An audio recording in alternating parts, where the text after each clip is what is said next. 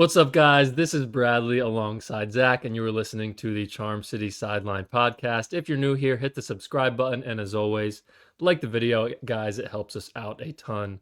Special episode tonight as Ryan Ripken from the Ryan Ripken Show joins us once again. Ryan, I know you had an eventful evening last night with some Orioles news, so we really appreciate you joining this evening to talk Ravens. How are you doing, man? Oh, doing great. The baseball world never goes by the normal day-to-day schedule. Or when you think about like a 9 to 5, or heck, I would take a 9 to 9. That would be fine. But in this world, it doesn't happen. So I was laying in bed, right? Just like a lot of people, relaxing, decompressing, and then whammy, the Orioles trade Grayson Rodriguez and this whole offseason gets going. But it's a fun time though in general because baseball's happening, football's picking up. And if your football team is in the hunt, it's fun. And maybe a month ago, some people in Baltimore were worried about that with the Baltimore Ravens, but it's a fun time to be a sports fan. And I'm glad we're back. I know been a little bit when we did some preseason Yeah. predictions and thoughts. Ooh. Yeah, and we thought 13, 14 wins maybe. Looking at 12 tops right now. So anyway, part of the reason the Ravens lost a couple there early in the season was because Lamar missed 3 games with the hamstring injury.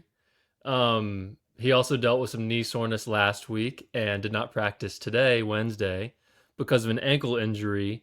I saw a graph today of pass protection composite rankings, which combines PFF grade, blown block percentage, and ESPN's pass block win rate. And the Ravens ranked 28th there. The only teams worse were the Saints, Chargers, Bengals, and Browns. Ryan, I guess I just want to get your thoughts on kind of a two-parted question, but they also kind of go together. Lamar's performance and sort of how you feel about him this year, and maybe how the offensive line has been affecting him this year. Well, Lamar out the gate, it felt like on opening night in Buffalo, maybe sometime in the third quarter, you're going, well, Lamar's going to win his third MVP. This Baltimore Ravens team is never going to lose a game. And here we go. Here it is in 2025, and then we know what happened next, right? Some craziness in that game in Buffalo. Then the fumble really changed the momentum, let alone that fourth down play earlier where the ball gets tipped and caught in the end zone in Buffalo's favor. It felt like that was then, unfortunately, a foreshadowing of things to come. You take care of the Browns, which was great in week 2, but facing these tough teams where the Ravens typically, when Lamar's on the field, they find ways to win. And look, Lamar against the Lions, still really good. Then the Chiefs game was kind of where things shifted, and that's obviously where the injury happened. And there's no concern for me with Lamar. I think the Ravens, this is the beauty when you think about, how good you are as a player. If you are on the field, whether that means you win or lose, if you're not on it, it drastically goes down. When Lamar's on the field, the Ravens can win at any time. So it's hard to say right now, and it's hard for me to judge him, especially in the last 2 games with the Vikings and Browns, because those are significantly better defenses and a better defense than when he sliced up the Dolphins, when he came back. And you mentioned it, the offensive line. The one thing that scares you if you're a Baltimore Ravens fan is how many times Lamar's getting hit. And you already lost him once, and it felt like the season was lost. Now he comes back, and you feel like everything's still in front of you. But once again, it seems like after each game, he's still dealing with that hammy. That's not going to just go away, but it feels like he's constantly then getting banged up. And we still got a long way to go here if the Ravens are going to want to make their way and make their way to the postseason. Yeah, and I guess to couple it with that, I mean, the O-line has been struggling as a whole, and I guess today in the injury report, it was a Lamar ankle designation. So what would you give towards thoughts about like the O-line and all? It felt like it's kind of flashes where, again, you go back to some really good moments, and it does help when, like Derrick Henry and Lamar were fully healthy. But Derrick Henry game one and the way that he ran the football.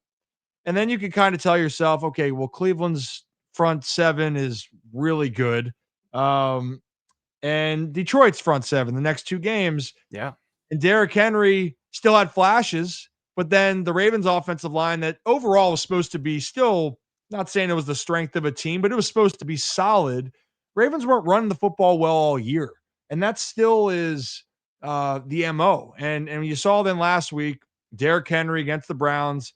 How did they really get back in? Well, it's like when Derrick Henry was getting the touches and slowly wearing down the defense. Obviously the bigger disappointment or problem has been like pass protection against units that can get after the quarterback. Mm-hmm. That's where these problems arise, right? And I think that they're going to take care of who they need to take care of. I'm not worried about the offensive line when they face some of these teams that are inferior, but when you look at the Ravens are going to have to play Pittsburgh and the Steelers front seven and having TJ Watt, that worries me. The New England Patriots, not only are they playing with a ton of confidence, their defense, especially up front, is pretty darn good. So that's where I'd go with the saying the struggles is that you see flashes, but it's not consistent enough, and it's getting the Ravens in trouble. And it's gets them in trouble when the play is elevated. And yeah, at the end of the day, you win games. It allows you the opportunity to continue to get better. But the problem is going to be, can you fix it when you face a team with a better offense? Because you can make the case here, right? The Vikings and the Browns, the Ravens offense was not the reason why they won those games. The defense actually was the superior unit for them. And luckily they were able to walk out Vikings a little bit more handedly, but the Browns, they're very, very grateful that they were able to walk out of Cleveland where it really was kind of a disaster from the start. Yeah. My only thing to add there is, Zach and I looked back on the pod we did right after the Super Bowl when the Eagles blew out the Chiefs, and we spent like 12 minutes talking about why the Ravens need to invest more at guard, and they didn't really do anything. So just looking back on that, it's a little disappointing.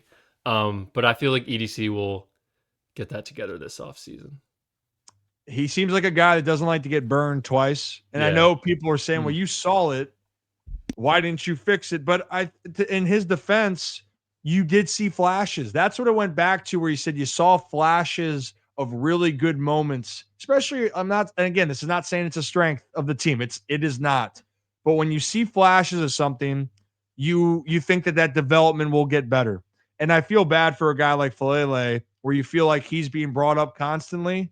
But the part of it is that there was the flashes, and the flashes, I think, gave the team hope that you would see more progress.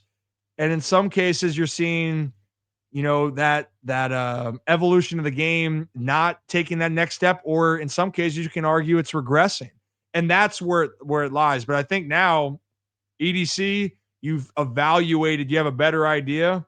And I would be shocked next year if that's not a huge priority, because after another full year, that's still something that the Ravens know that they need to address. For sure. Yeah, I like that. He doesn't get burned twice. That's a good way to put it. Ryan, one of my favorite topics from the entire offseason was when we talked to you about Teddy Buchanan and what you had to say about him and how his personality is so different from what you might see as just a player on the field. And that's what you like the most about him. Coupling it just to a positive note here with the rookies, Malachi Starks, Mike Green, Buchanan, Loop. Now, we talked a lot about him when you were on last as well, playing extremely well. Ravens drafted 11 players. A few got injured. Few have now just been reserves. Who's been, your favorite so far through 11 weeks, or maybe the most surprising one? Well, I got to say, I'm glad you mentioned Teddy. And now, you know what I'm going to do after this? I'm going to clip up some Teddy Buchanan clips, because you are exactly right. I really liked his makeup. And again, it's not about the physical side on the field. I liked the mental side that he had. He's a little bit more reserved, and that's, hey, everyone has different personalities, but I loved how he went about the game, just how he handled himself. And, for all these rookies, I think one thing I want to say, besides that Teddy, I think, has continued to progress, is that we sometimes have an expectation, whether you're a first round pick, especially the first round picks, that you're going to come in here and dominate in the NFL. And that's such a false narrative in my mind, because yes, there are the superstars. You want to go around the league and see guys that have dominated right out the jump. Sure, there are a good number of them, but the majority still are going to struggle. We want to go back to the Ravens' best defensive player now. Kyle Hamilton did not get off to a good start his rookie year. But guess what? Kyle Hamilton now is considered one of the best defensive players at any position. And it's because rookies take time to develop and rookies take time to figure it out. So talking about with Malachi Starks, he seems more comfortable in situations. You know what I like seeing? I like seeing the ball hawk skills start to come out there. He's making better reads and he's gaining confidence. So yeah, I mean, there's a lot of those rookies, and I know those are the two right there with Buchanan and Starks.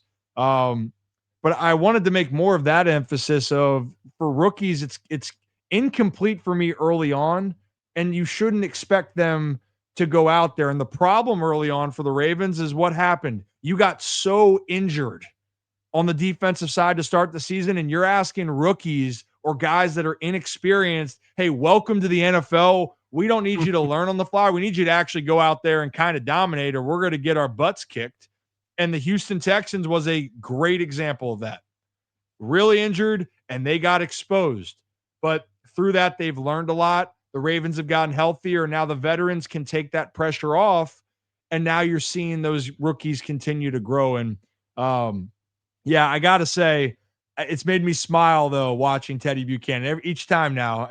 Thank you for bringing that up, Zach, because now I'm going to put up some clips. Man. We're going to put them out there because I think the Ravens got a good one there at the linebacking position.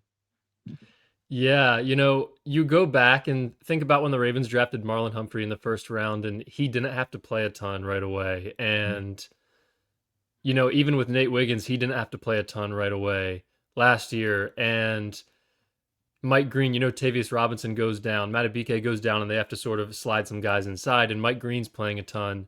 And Ardarius Washington tears his Achilles in May, and then Malachi Starks goes from being maybe a rotational safety early on to you're playing 100% of the snaps.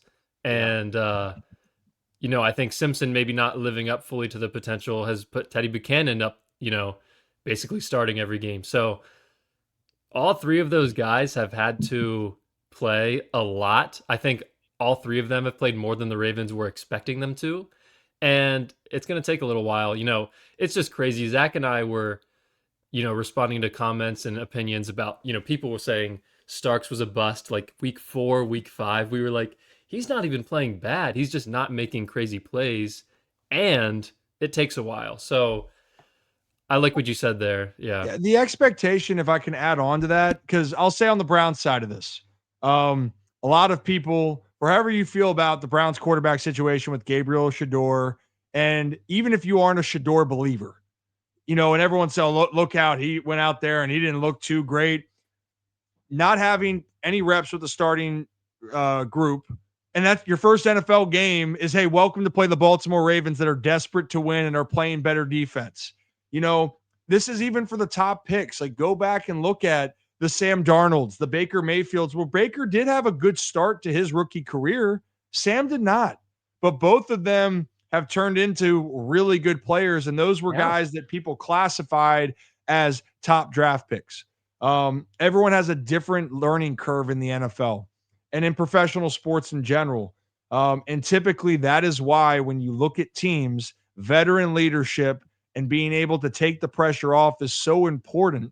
And really, when you look at the teams that have had a lot of success, it's been because of that veteran presence leading the young guys. Kansas City, what's the common denominator? Yeah, Andy Reid is great. Patrick Mahomes is great. Kelsey, Chris Jones, veteran leaders, and they stepped up. So when these young pieces came in, they were able to learn, but not be dependent on being the guys. So it's a very interesting thought. And I think that people really need to give that grace period, because you're really not going to find out a ton about some of these guys until later on. But the one silver lining is, damn, did they get a lot of experience, Yeah. and getting humbled. I think that actually was the one learning thing about going 1-5. Man, that stunk. But when you fail and you get embarrassed, you have two options. You either continue on and you put your head down, or you quit, and then you snowball. And this Baltimore Ravens young nucleus and this culture that they've created, they've made a lot of progress, which is something that has actually been one of the things I've really been happy to see.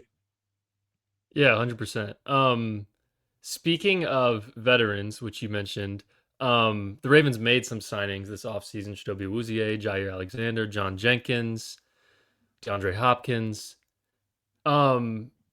Every year there's a couple guys that perform better than we expected and a couple guys that sort of didn't live up to what the fans were hoping for. Chidobe Awuzie is a guy that Zach and I have talked about a ton. You go back to August, and when we had you on, we were talking about, the secondary might be the best in the league because of the signing of Jair Alexander, not because of Chidobe Awuzie might be playing insane in November. So I guess maybe start with the bad and then the good or the bad, whatever you want to do. A guy that you think has underperformed this year, and then a guy or a couple of guys that you think have played a lot better than you were expecting them to.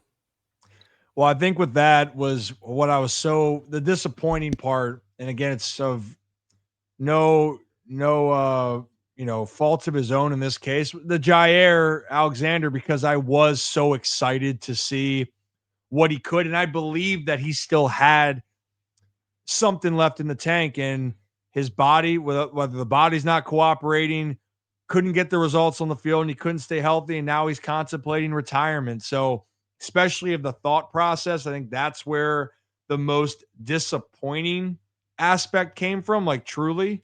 The surprising part, that since you bring that up, it's always the guys you don't fully expect. If we're going to go on the baseball side, because I got to cover a lot of that, the best signing for the Orioles last year wasn't the most expensive one. It was the one that had a club option for $6.5 million that the San Diego Padres just extended. And that was Ramon Laureano, who was playing like an all-star in the second half of the season and the majority of the year, to be honest. And those are the guys that end up changing a team. So you mentioned Awuzie. That's a guy where you don't expect much. He makes an impact on the team. I think Awuzie would probably be the really, really great spot, but I'll take it one step further.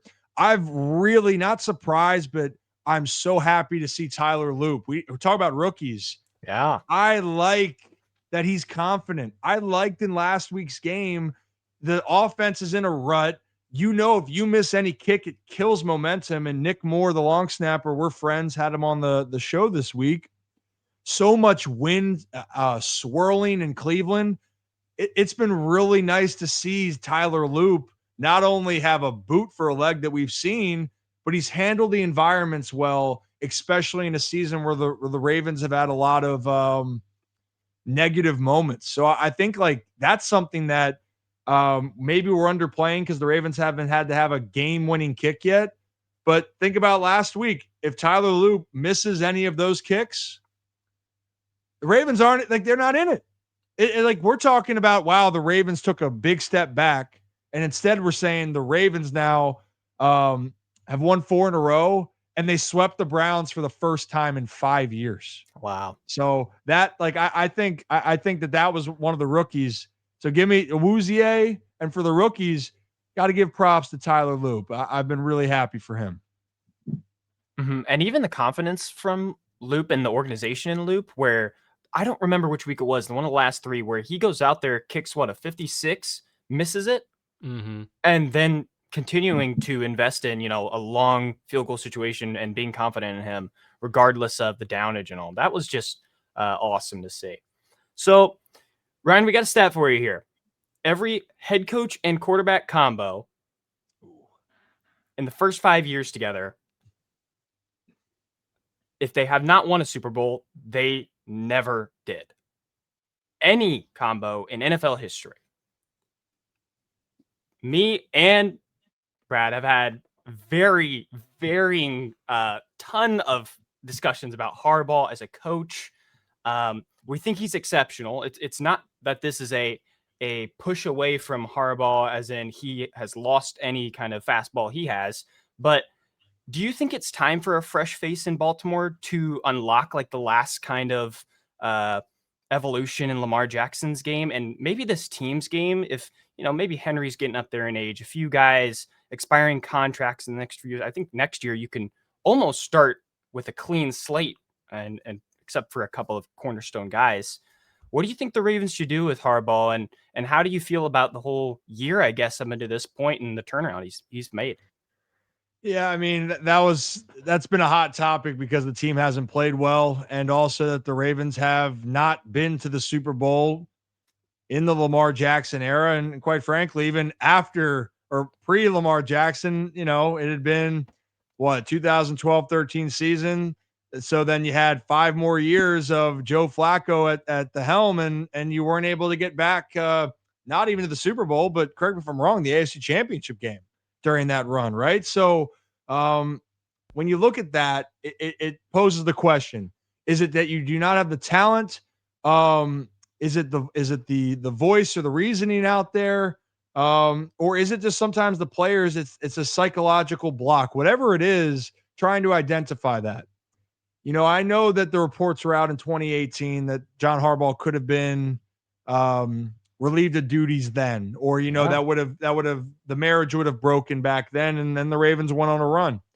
By no means do I think the Ravens or John Harbaugh has lost any of the locker room, because if they did, they would not be a game back in the AFC North. I don't care of their schedule. They're right in it again. And that's a cultural thing that you got to give credit to Harbaugh. I think where the growing conversation is going to be, if you don't win in the postseason again this year, well, what do you have to change? Is it the personnel and the head coaching group, or is it the personnel on the field where they're just not able to get over the hump? Like one of the things that comes to my mind is Peyton Manning and the Colts back then in the mid 2000s. And to your point of they're trying to find a way, and then Tony Dungy comes in, but Peyton, what was the MO for Peyton? Unbelievable in the regular season, but they couldn't get it done in the postseason. And then ironically in 2006, the Colts came to Baltimore and beat the Ravens, where no touchdowns, I believe, were scored in that game. It was like 15-6. So, but that was a personnel that the Colts defense played really well, and they did enough to beat the Ravens. So, whatever reason is, the Ravens haven't played a complete game in the postseason, minus the Houston Texans in 2023. And I know it's a long-winded answer on this. I think you're going to really have to identify, though, if you're one and done, or you get to the divisional round and you can't advance back to the AFC Championship, does something need to change up top? The other argument in favor of Harbaugh is Harbaugh has the opportunity in this coaching staff to almost have like their signature season. 1-5, and you go and do something crazy, reminds you of just how great of a coach you are. But a lot of things are working against them. And I don't want to jump too down the line of you need a new voice until we see how this finish ends up and how they finish up. Last year, would you guys think that John Harbaugh and the Ravens, was it more that staff and Harbaugh was the problem, or it was a costly turnover where Lamar and you could say Bateman off on the play, and then we know what happened with Mark Andrews? Was it those moments and the players got to make the plays, or is that a John Harbaugh decision? You want to go back to 2023, not running the football? Okay, that's a coaching issue right there. Why weren't you running the football more? So, I go back and forth on that, but you don't win enough things will change, and I think that we're going to get that answer here in a few months. And the Ravens don't get back to where they were at least last year, then I think we are going to have a different tune. I like it. Yeah, I think we both agree with a lot of what you said there. Um, you know, hopefully the Ravens get to the playoffs. That's something that is not guaranteed right now. However, like we've mentioned, they were 1-5 with, less than a 10%, maybe 5% chance to get in. I think only 4 teams in NFL history have made the playoffs after starting 1-5. But now, with the Ravens being at 5-5, according to the Athletics NFL playoff predictor, which I've been messing around with a lot, it's very fun to sort of see, what needs to happen. The Ravens have an 82% chance to make the playoffs right now, with sort of, I think the Steelers play the Bears, the Lions, and the Bills, and then also the Ravens twice. What's your confidence level looking like, Ryan, in terms of the Ravens getting into the dance? Oh gosh. I'll say this. The reports now, Joe Burrow coming back. Just Joe Burrow's a gamer. I don't care what the Bengals have done. And I know the Ravens' record against the Bengals, by the way, when Lamar plays. It's really good. Yeah. But we also know that the Bengals were 2 plays away from sweeping the Ravens last year instead of the Ravens being the ones that won those games. So if the Ravens, if they're going to take care of the Jets, they should move forward with that. You beat the Bengals at 7-5. I think it's an 1,000% chance. I think that the only game, guys, that they might not be favored. Initially, I thought was Green Bay, but I think they're going to be favored if they play Maybe. Green Bay healthy. Maybe the Patriots at home, but it's in Baltimore. I think they'll be favored. I think that they're going to get in this thing. I really do, and I think they're going to win the division. But I think the next 2 games are going to be telling. They take care of the Jets and the Bengals. I think the momentum is going to be so good that by the time they play Pittsburgh for the first time, that's going to be advantage Baltimore. But if they fall in one of those 2 games here, and it's 6-6 after Thanksgiving, I think that's going to be a problem. I think it's must win. They're saying it's playoff mode now.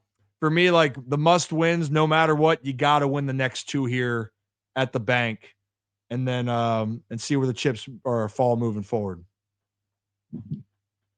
Yeah, and I kind of wanted to ask you about this, Ryan, because just with the division and all, with Burrow and his trajectory and coming back next week, I guess of today, we learned that he's a full participant in practice. The practice window is opened up. As a professional, like, is the team trying to push him to come back, even though the season is so? It feels far. It feels far down the road to them. I mean, what they're going to be 4-6. I don't remember the record. I'm so sorry. The Bengals can't lose another game. See, it just feels like it's not going in the right direction, and you bring back this cornerstone of your franchise and chance him re-aggravating anything. What do you think about that whole situation? I just want to hear someone talk about it that I haven't heard about. Yeah, so I mean, right now, they're 3-7, I believe, is their record. Mm-hmm. And their next 2 games are against the New England Patriots this week and then the Baltimore Ravens. Yep. Season is on the line. And, this is the most frustrating thing for Bengals fans and Steelers fans. Ravens fans have had a little bit, as much as you get frustrated that the Browns have been a thorn in the side, and the Steelers, when you go to Pittsburgh, the ugliest games possible happen on the road. Every single time, it feels like, for the Ravens playing Cleveland and Pittsburgh. But Cincinnati, though, or the Ravens, though, take care of teams they need to take care of out of division. They really do. They rarely in the Lamar era lose to a inferior team. And I'm not talking about maybe a fringe playoff team, like a truly inferior team they put away. Cincinnati, the Jets, that's unacceptable. How they lost to the Bears, which I think the Bears are about, I'm not sold completely. Yeah. How they came back and still lose that game is crazy to me. So, but with Joe Burrow, they believe they can win. Now, do I think that the organization's saying, hey, Joe, we'd love you to get out there? I'm sure. But this is going to be more driven by the player. Because Joe being the franchise, when people look to you and they believe we can win when you are there, it gives them a lot of confidence and it gives you a lot of credit in the locker room too. The reputation, you don't care about the welfare of your body. You got paid. You want to try to save this season. And I think that shouldn't be underestimated. And I think that's what Joe Burrow's trying to do here, Zach, is that he is not going to be 100% healthy. I don't care what the full participant says, but he's doing this because he feels like he owes it to his teammates, the city. And I think that's a great sense of leadership. And you get a boost. I'll use my baseball roots again here. I still remember when the Cubs won the World Series maybe 9 years ago.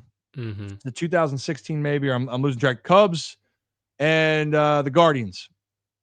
And Kyle Schwarber tore his ACL earlier that year. He could be out. And Kyle Schwarber out of nowhere, they get that far, and he comes back to play. And that energy and that belief and knowing that we have one of our guys back, it changes. So, yeah, now I will say if the Bengals lose these games and Joe gets smacked around, then, yeah, you're going to have to do what's best in the organization's interest. But for the Bengals, like the crazy thing is they truly do believe Joe plays this week, they're going to beat the Pats. Like that's what they actually believe. And if they do that, then it's all worth it for the Bengals. And I think that's what Joe realizes. And it's the same effect here in Baltimore for Lamar. Lamar plays, you believe, even if you think the team has its faults, you just believe that you can win. And the Bengals, they did Joe wrong though. They should have won those games. Yeah. But that's where I kind of stand on it. He's doing it for the leadership, and he thinks that he can really save this season. Yeah, I have a very good friend who's a Steelers fan, and we sort of bond over making fun of the Bengals. And it's just funny when you look at their fans and they thought their defense was going to be better and that Lou Anarumo was the problem and all those things, and they end up being worse and they're scoring 40 points a game and can't win. It's funny to think about. But we do like Joe Burrow a lot, and for a rivalry quarterback, like I think it's almost odd to not dislike someone, but he's very hard to root against. So obviously hope he's good to go and can come back for them. But yeah, I mean, it's kind of some people. I don't know who all that doesn't like him, but for me, I'm like I can't hate a guy that continues to put himself out there when you want to talk about getting beaten up in this Ravens and the offensive line. Joe Burrow's been getting destroyed since his rookie year. yeah. And he keeps showing up. But the aura with Joe where people get so mad when they go, he's not a top quarterback, and it's that whole debate, is he a top 3? Is he better than Lamar? Who would you rather have? I don't like those debates because I think it's just crazy. He's a good player, but the biggest advantage that he has is in the postseason. I haven't seen like the year they beat the Chiefs in the playoffs wasn't because Joe Burrow went out there and played well, but I'll tell you what, they legit think that they can beat anybody when he's out there. It's his presence. I think of all the quarterbacks, the presence of Joe Burrow is up there with almost like the Patrick Mahomes-esque and Lamar and Josh. Well, how you want to rank them, that's fine. But Joe is that dude. Just don't be that dude against Baltimore on Thanksgiving. Like that would be brutal. Brutal. Yeah. No thanks, Joe. Stay on the sideline one more week for us. So, Ryan, we have 7 games left in the regular season. That sounds absolutely insane to say. The year's flown by. Ravens play the Jets this weekend. Bengals on Thanksgiving, like we just talked about. Pittsburgh twice still. New England and Green Bay, like we just mentioned. Of the remaining games so far, I guess left, I should say, which are you most excited about, or which one are you circling as the most important on that list? I think the games with Pittsburgh are going to decide everything, truly. Mm-hmm. You sweep Pittsburgh, which they, just like we said with the Browns, it's hard to do that against a divisional opponent, but you do. The Ravens, to me, are going to win that division if they sweep Pittsburgh. I think At worst, they're going to split with the Bengals. At worst, I'd hope that they just split with the Steelers. But if you take your division games, those 4, but Pittsburgh is the team because they're in the driver's seat. But the one that's now like intrigued me, has got to be the Patriots. Yeah. Just because I know going to Lambeau is going to be tough and it's going to be a cool game. But the Pats with Vrabel are just they are a unit. And I don't know if they're as good as their 9-2 record says that they are, but I'll tell you what, they look the part of a team that's going to be a problem for years to come. And Drake May, his decision making, how calm, cool, and collected he is. I'd love to see how he matches up against Baltimore. And Vrabel, talk about setting a culture. You know, he to me was always one of my favorite coaches, even with Tennessee. And how he in 1 year, the Patriots went from 4 wins to they've won. Is it 8 in a row, 9 in a row now? Whatever it is, 8, 9? 8, Oof. yeah. Yeah. That they have done that now. And not only have done that, they're in line to be the 1 seed. And I think that they believe that they are that good. So I'm really excited for that one. And that wasn't on my radar when we did our preseason projections, right? Yeah. Of Yeah. 13, 14 wins. I had one of those wins for the Ravens. I can't say that confidently right now. Yeah. Yeah, week 16, guys, by the way, Sunday Night Football, that is Bengals at Dolphins. So a flex there would be pretty sick. It's out. Get that It's out out of there. I'm really hyped, obviously, the Steelers games. I'm really hyped for the Packers game because I feel like the last time the Ravens played in Lambeau, I mean, what was it, 2017? Like, because, I mean, you know, these NFC teams, you play them once every 4 years, and the last time they played was in Baltimore. So, you know, Lamar and Lambeau, maybe, you know, that's a TBD, so maybe a Saturday night game, week 17. I think that would be fun. What about you, Zach? Yeah, that's definitely one I've circled. The Steelers games are important, like you said.